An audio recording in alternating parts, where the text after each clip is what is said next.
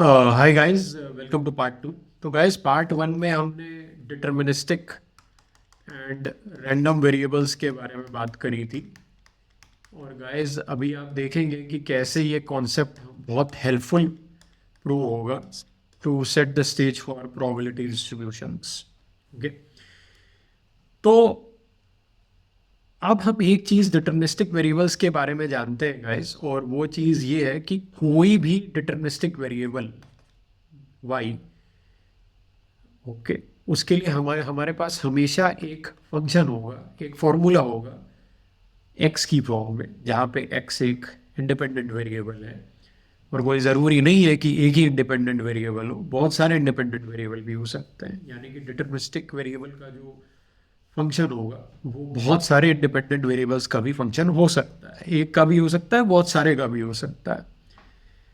तो और वो फंक्शन कोई सा भी फॉर्मूला हो सकता है गाइस, बट वो फॉर्मूला जो होगा वो हमेशा एक फिक्स फॉर्मूला होगा, एक फिक्स्ड फंक्शन होगा। और गाइस, यही कारण है कि डिटर्मिनिस्टिक वेरिएबल्स का आप जब भी ग्राफ बनाएंगे तो ग्राफ भी एक फिक्स टाइप का ही ग्राफ आएगा, क्योंकि उन वेरिएबल्स के साथ एक फिक्स फंक्शन एसोसिएटेड है, एक फिक्स फॉर्मूला एसोसिएटेड है। तो उसका जो पैटर्न ऑफ वेरिएशन है वो हमेशा एक फिक्स पैटर्न ऑफ वेरिएशन होगा। ठीक है, उसी तरीके से गाइस हम रैंडम वेरिएबल्स के लिए भी एक फंक्शन डिफाइन कर सकते हैं। तो आप सोच रहे होंगे कि ये क्या बात हुई, आप तो अपनी बात से पलट गए। आपने बोला था कि हम रैंडम वेरिएबल्स के लिए कोई फंक्शन डिफाइन नहीं कर सकते, पर अब आप कह रहे हो कि रैंडम वेरिएबल्स के लिए भी फंक्शन डिफाइन कर सकते हैं। गाइस, मैं एफ एक्स फंक्शन की बात नहीं कर रहा हूँ, वो तो डेफिनेटली डिफाइन नहीं कर सकते। ठीक है, मैं यहाँ पे एक अलग टाइप के फंक्शन की बात कर रहा हूँ गाइस, और उस फंक्शन को हम कहते हैं, तो इसका मतलब अगर बेसिकली हमारे पास कोई रैंडम वेरिएबल होता है वाई, ओके, तो गाइस उसके लिए जो फंक्शन हम डिफाइन करेंगे उसे हम कहते हैं पीडीएफ। ठीक है, अब गाइस ये किस तरीके का फंक्शन है और पीडीएफ क्या होता है? गाइस, पीडीएफ की फुल फॉर्म होती है probability distribution function, probability distribution function. Okay, probability distribution function, sorry about my bad handwriting, probability distribution function। Okay, इसको बहुत सारे नामों से बुलाया जाता है गाइस। कुछ लोग इसको प्रोबेबिलिटी डिस्ट्रीब्यूशन फंक्शन कहते हैं, कुछ लोग इसको प्रोबेबिलिटी डेंसिटी फंक्शन कहते हैं, कुछ लोग इसको प्रोबेबिलिटी मास फंक्शन भी बोलते हैं। ठीक है, हालांकि ये बात टेक्निकली 100% करेक्ट नहीं है, क्योंकि कहाँ पे कौन सा नाम यूज करना है ये कॉन्टेक्स्ट के ऊपर डिपेंड करता है, या उस रैंडम वेरिएबल के ऊपर डिपेंड करता है जिसके लिए आप प्रोबेबिलिटी डिस्ट्रीब्यूशन फंक्शन डिफाइन कर रहे हो। ठीक है, तो ये सब छोटी छोटी टेक्निकलिटीज है, अभी हम इसमें नहीं पढ़ेंगे, बट अभी आप इतना समझ लीजिए कि तीनों में से कोई भी नाम यूज कर सकते हो आप, probability distribution function, probability density function, या प्रोबेबिलिटी मास फंक्शन। ठीक है, तो प्रोबेबिलिटी डिस्ट्रीब्यूशन फंक्शन। ठीक है, इसका मतलब गाइस जो रैंडम वेरिएबल का जो हिसाब किताब है उसमें हम कोई नॉर्मल एफ एक्स फंक्शन ना डिफाइन करके, बल्कि उसके लिए एक स्पेशल टाइप का फंक्शन डिफाइन करते हैं जिसे हम प्रोबेबिलिटी डिस्ट्रीब्यूशन फंक्शन बोलते हैं। तो अब आप मेरे से पूछोगे कि सर ये है क्या चीज़? ठीक है, तो गाइज इसके लिए सबसे पहले हमें कॉन्सेप्ट समझना पड़ेगा प्रोबेबिलिटी डिस्ट्रीब्यूशन का। तो प्रोबेबिलिटी डिस्ट्रीब्यूशन क्या होती है? ठीक है, चलिए गाइस समझते हैं कि प्रोबेबिलिटी डिस्ट्रीब्यूशन क्या होती है।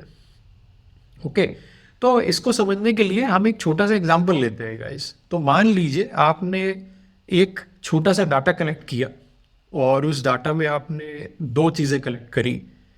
एक साइड आपने एक वेरिएबल एक्स का डाटा कलेक्ट किया, और दूसरी साइड आपने एक वेरिएबल वाई का डाटा कलेक्ट किया। अब गाइस एक्स क्या है यहाँ पे? मान लीजिए एक्स है यहाँ पे कि किसी पर्सन को अपनी जॉब में कितने साल का एक्सपीरियंस है, यानी कि number of years of experience, number of years of experience. Okay, sorry about my bad hand writing, it's like that. Okay, उसी तरीके से वाई क्या है गाइस? वाई है बेसिकली कि उसकी करंट सैलरी कितनी है, व्हाट इज हिज और हर सीटीसी। ओके, उसकी करंट एनुअल सैलरी कितनी है। ठीक है, तो बेसिकली ये दो चीज़ों का डाटा हमने कुछ लोगों से कलेक्ट किया। तो गाइस मान लीजिए हमने पहले पर्सन से पूछा तो he has got 2 years of experience और उसकी जो सैलरी थी वो थी 5.8 lakhs। 3 years of experience 6.5 lakhs। 4 years of experience 7.6 lakhs। 2 years of experience 6.9 lakhs। Again 2 years of experience and 6.9 lakhs। तो गाइस मान लीजिए एक सैम्पल डाटा मैंने लिया है यहाँ पे, एक छोटा सा डाटा लिया है और लेट्स से मैंने 5 लोगों से ये डाटा कलेक्ट किया और मेरे पास ये कुछ डाटा आ रहा है, ठीक है। अब गाइस आप इमेजिन करिए कि इस डाटा के बेसिस पर अगर मैं इस क्वेश्चन का आंसर करना चाहूँ कि अगर किसी पर्सन को 2 years ऑफ एक्सपीरियंस है तो उसकी CTC कितनी होनी चाहिए, ओके। तो गाइज आप नोटिस करोगे कि यहाँ पे x और y जो है वो दोनों रैंडम वेरिएबल्स है, बिकॉज इनके चेंज होने का कोई फिक्स पैटर्न नहीं है। ये तो पर्सन के ऊपर डिपेंड करेगा कि मैं जिस पर्सन से पूछने जा रहा हूँ उसके रिप्लाई के ऊपर डिपेंड करेगा कि वो क्या रिप्लाई करता है। ये वैल्यूज किसी फंक्शन से नहीं आ रही, ये वैल्यूज जो मैं रैंडमली अलग अलग लोगों से पूछ रहा हूँ ये डाटा मेरा वहां से आ रहा है, ठीक है। तो x और y दोनों ही इस केस में रैंडम वेरिएबल्स हैं। तो गाइस अब y जो है उसके लिए मेरे पास कोई फंक्शन नहीं है, कोई फॉर्मूला नहीं है जिसके थ्रू मैं ये पता लगा पाऊँ कि अगर किसी पर्सन को 2 years का एक्सपीरियंस है तो उसकी CTC कितनी होनी चाहिए। तो अब गाइस मैं इस क्वेश्चन का आंसर कैसे करूँ कि अगर किसी पर्सन को 2 years का एक्सपीरियंस है तो उसकी CTC कितनी होनी चाहिए। No this is very tricky, okay. तो गाइज इस केस में हम क्या करेंगे कि इस केस में हम अगर ये नहीं बता पा रहे हैं कि 2 years ऑफ एक्सपीरियंस के लिए CTC कितनी होनी चाहिए, लेकिन अगर हम ये बता दें कि 2 years ऑफ एक्सपीरियंस के लिए मोस्ट लाइकली CTC कितनी होनी चाहिए, ओके। मोस्ट लाइकली CTC का मतलब मोस्ट प्रोबेबल CTC, यानी कि जिस CTC की प्रोबेबिलिटी सबसे ज्यादा हो वो कितनी होनी चाहिए। Still it's a plausible answer, right. लेकिन गाइस वो चीज हम पता कैसे लगाएंगे, तो उसके लिए हम क्या करेंगे गाइस, हम अपने डाटा सेट में से वो सारे डेटा पॉइंट्स निकाल लेंगे जहां जहां पे लोगों को 2 साल का एक्सपीरियंस है। तो गाइस हमारे पास इस समय हमारे छोटे से डाटा में 3 डेटा पॉइंट्स है जहां पे लोगों को 2 साल का एक्सपीरियंस है। तो आप इन 3 डेटा पॉइंट्स को एक अलग टेबल में लिख लीजिए, ठीक है। तो गाइज हमने 3 डेटा पॉइंट्स के लिए एक अलग टेबल बना ली, okay. So we have 3 data points, okay. और तीनों डेटा पॉइंट्स में x की वैल्यू 2 है और y की वैल्यू क्या है गाइज, y की वैल्यू है बेसिकली वी हैव 5.8, 6.9 एंड 6.9। तो गाइज 5.8, 6.9 एंड 6.9, ठीक है। तो गाइज हमें मोस्ट प्रोबेबल CTC निकालनी है, यानी कि अगर हम हर CTC की प्रोबेबिलिटी निकाल लें और उसमें से वो वाली CTC पता लगा लें जिसकी प्रोबेबिलिटी सबसे ज्यादा है तो we can answer this question, okay. तो गाइज अब हम क्या करेंगे कि हम इस टेबल से एक और टेबल बनाएंगे, ओके। और उस टेबल के भी 2 कॉलम होंगे जिसमें से एक कॉलम होगा guys basically y on condition x equal to 2, यानी कि y की अलग अलग वैल्यूज इस शर्त पे कि उस पर्सन को 2 years का एक्सपीरियंस है और उन अलग अलग वैल्यूज की probability p of y on condition x equal to 2। तो गाइज अब हमारे पास CTC कौन कौन सी है, हमारे पास जो CTC है गाइज वो है 5.8 एंड 6.9। प्लीज बी अवेयर कि इस टेबल में जो y की वैल्यूज आपको लेनी है वो रिपीटेटिव फैशन में नहीं लेनी है, वो यूनिक वैल्यूज लेनी है। तो गाइज जैसे पुरानी टेबल में 6.9 2 बार आ रहा था, यहाँ पे मैंने 6.9 एक ही बार लिया। Now basically what I will do is कि मैं इन सबकी प्रोबेबिलिटी निकालूंगा। और गाइस प्रोबेबिलिटी निकालने का बहुत आसान तरीका है कि टोटल आउटकम्स कितने थे आपके पास। तो गाइस टोटल आउटकम्स थे आपके पास 3, ठीक है। और इसमें से कितनी बार ऐसा हुआ कि जो CTC थी आपकी वो 5.8 थी, तो गाइज एक ही बार ऐसा हुआ, तो प्रोबेबिलिटी कितनी हो जाएगी, 1/3 हो जाएगी। उसके बाद उसी तरीके से आप 6.9 की भी प्रोबेबिलिटी निकाल सकते हो कि टोटल जो था हमारे पास वो आउटकम कितने थे, 3, और उसमें से ऐसा कितनी बार हुआ कि 6.9 की वैल्यू आ रही है। तो गाइज 6.9 की वैल्यू 2 बार आ रही है, तो प्रोबेबिलिटी हो जाएगी 2/3। ओके, अब गाइज ये जो टेबल आप देख रहे हो, इस टेबल को बोला जाता है probability distribution. Probability distribution.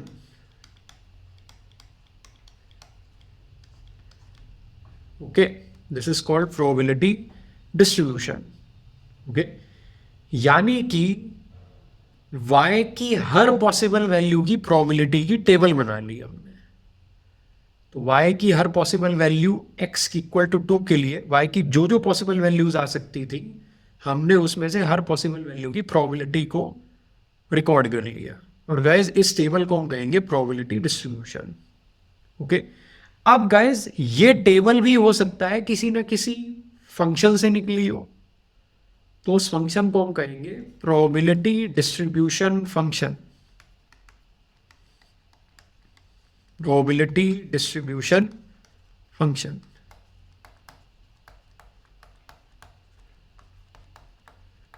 Okay, that is the concept. Okay, probability distribution function. Okay, तो आप कहेंगे कि सर टेबल फंक्शन से कैसे निकली होगी? अरे भाई क्यों नहीं निकल सकती? अगर हम थोड़े समय के लिए डिटर्मिनिस्टिक वेरिएबल्स की बात करें, तो गाइस वहां पे भी तो हमारे पास एक फंक्शन होता है।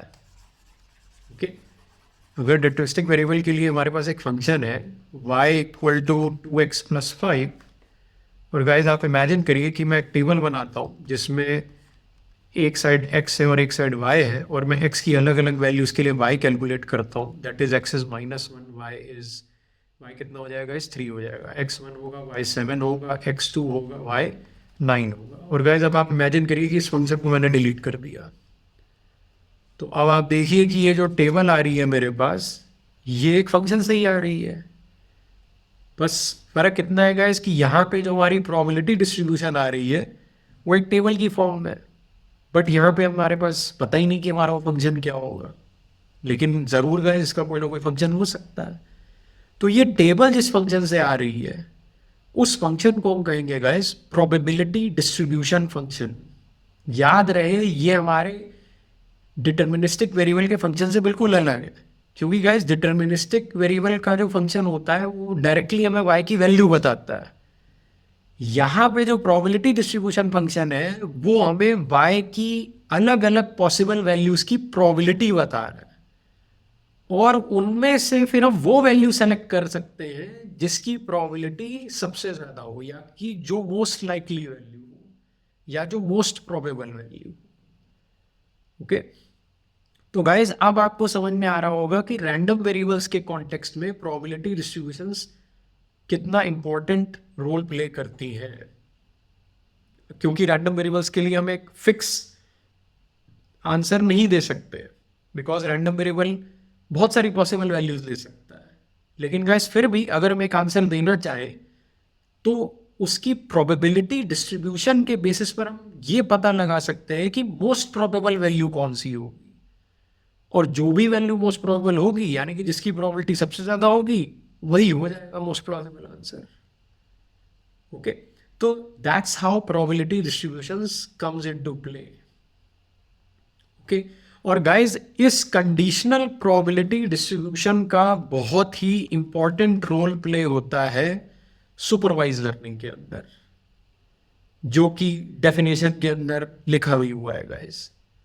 ठीक है, तो आप देख सकते हैं कि हमने अपने पहले इंपॉर्टेंट टर्म को समझा है जो कि सुपरवाइज लर्निंग की डेफिनेशन में हमने इंट्रोड्यूस किया था, और अगर आप हमारा पहला लेक्चर देखेंगे तो गाइज तो वो टर्म हमने कुछ ऐसे लिखा था, that is P of y on a condition x vector.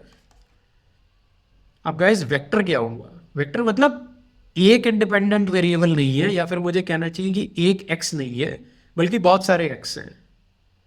Okay, there are many x, ठीक है, यानी कि बहुत सारे वेरिएबल्स है। वेक्टर मतलब कलेक्शन ऑफ वेरिएबल्स, और यहाँ पे जिस एक्स की मैं बात कर रहा हूँ वो भी यहाँ पे सिंगल एक्स ही है, यानी कि number of years of experience. So that is the concept behind probability distributions guys, ठीक है। और मैंने आपको फंक्शंस के बारे में भी बताया। तो गाइस अभी हम आगे आने वाले लेक्चर में कुछ और इंटरेस्टिंग प्रोबेबिलिटी डिस्ट्रीब्यूशन फंक्शंस की भी बात करेंगे, बिकॉज अभी हम सुपरवाइज लर्निंग की डेफिनेशन को पूरा समझ नहीं पाए। उसको समझने के लिए हमें उसके बहुत सारे कंपोनेंट्स के बारे में डिटेल में बात करने की ज़रूरत है। और पहला कंपोनेंट है ये conditional probability distribution. Okay, so that's it for this part guys.